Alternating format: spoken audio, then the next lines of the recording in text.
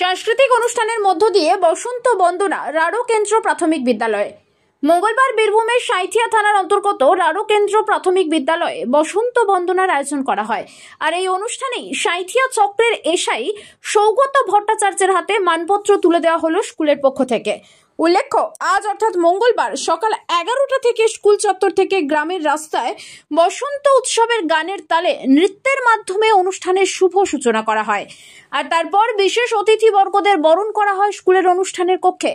ঠিক তারপর স্কুলের অনুষ্ঠান কক্ষে বিভিন্ন রকম অনুষ্ঠানের মাধ্যমে দিনটি পালন করা হলো। এছাড়াও স্কুল চত্বরের মধ্যেই একটি সবজি বাগানের উদ্বোধন করলেন সাঁইথিয়া চক্রের বিদায়ী এসআই সৌগত ভট্টাচার্য। সবশেষে আবির মেখে আবির ছড়াতে ছড়াতে ছাত্রছাত্রী ও শিক্ষক শিক্ষিকারা বসন্ত উৎসবে মেতে উঠলেন স্কুলের অনুষ্ঠান কক্ষেই।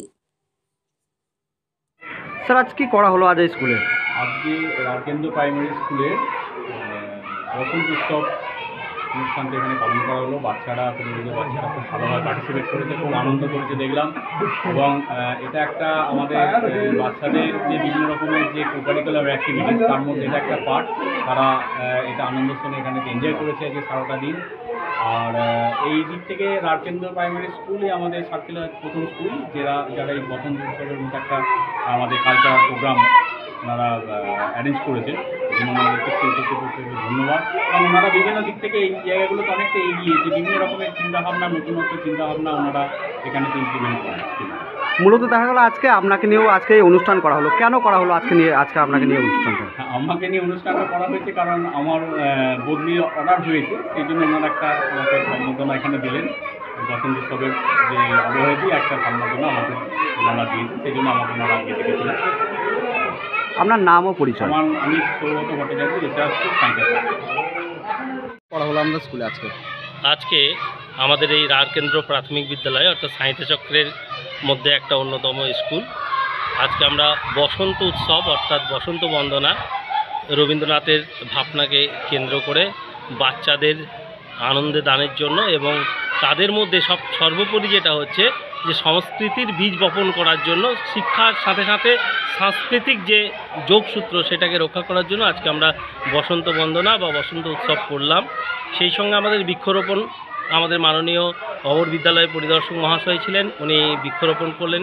সেই সঙ্গে উপস্থিত ছিলেন আমাদের সাঁইথিয়া ব্লকের শিক্ষা কর্মাধ্যক্ষ সুশান্ত সাহা মহাশয় এবং হরিছড়া পঞ্চায়েতের উপপ্রধান তথা অন্যতম জনপ্রিয় একজন ব্যক্তি জীবনবাবু, উনি ছিলেন।